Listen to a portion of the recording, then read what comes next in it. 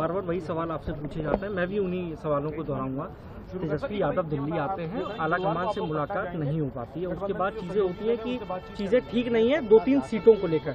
आप एक वरिष्ठ नेता हैं सर, बेहतर आप जानकारी दे पाएंगे। जो अफवाहें उन पर विराम अगर आप, मैं उम्मीद करूंगा आप लगा दें सर, वो लग जाएगी। क्या स्थिति वो अफवाहों का कोई बाजार नहीं है। तेजस्वी जी नेता है हमारे प्रतिपक्ष के, तो उनसे बात औपचारिक भी हुई और इनफॉर्मल भी हुई है। पूरी टीम रहती है, बातचीत करते हैं, ये तबादला ख्याल का सिलसिला चलता है, आज भी चला है। तो वो मैसेजिंग होती है, उसमें कहीं कोई खटास नहीं है किसी भी तरह का, ये मैं आपको बता देना चाहता हूँ। कल अनाउंसमेंट होगा या परसों होगा? कल हम लोग पहुंचेंगे और एक डिस्कशन तो जाहिर सी बात होगा, फिर उसके बाद समय के पहले अनाउंसमेंट कर देंगे। यानी परसों हम मान के चले? जरूर मानना चाहिए, जरूर मानना चाहिए। और जो सीटें बार बार ये हो रहा है कि कांग्रेस पार्टी कुछ सीटों को नहीं छोड़ना चाहती है, वही सीटें आरजेडी भी। देखिए अलायंस में ये सब चीजें चलती हैं। अल्टीमेटली जब लिस्ट आ जाएगा तो समझिएगा कि सब कुछ सेटल हो गया। ये सिर्फ तो आखिरी लम्हे तक चलता है।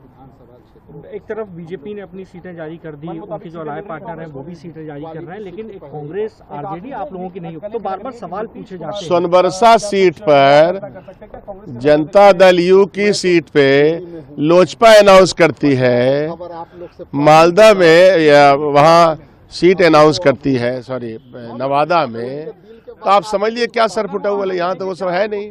सिंबल कहता है कि हम देंगे एलजेपी और नाम आता है लिस्ट में, सिंबल देते हैं जनता दल यू के लोग, तो वहाँ की क्या बात करनी है। किसी और अलाय पार्टनर्स के लिए दरवाजे अभी इस वक्त खुले हुए हैं या नहीं? पहले से वो तो चीजें तय हैं, कोई दिक्कत नहीं।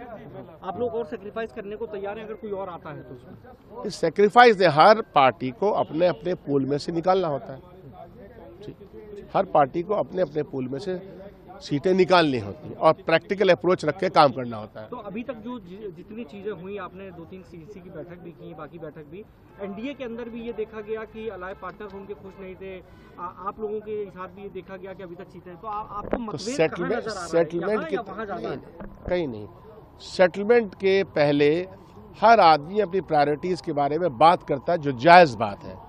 अब आधार ये बनता है, एक दूसरे के करीब है हम, तो आधार बनता है, 2-3 सीटों का रह जाता है, वो भी सेटल हो जाती है। हमेशा ऐसा हुआ है।